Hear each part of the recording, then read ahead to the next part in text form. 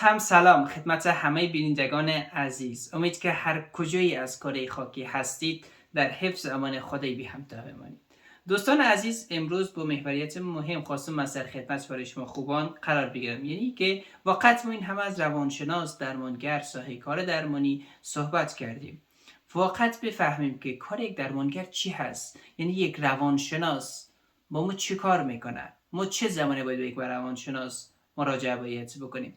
من این موضوع را خواستم تحت یک انیمیشن خوب با شما پیشکش بکنم. شما حتما این ویدیو را تا آخر نگاه بکنید، حتما نظریات خودتان را شریک بسازید.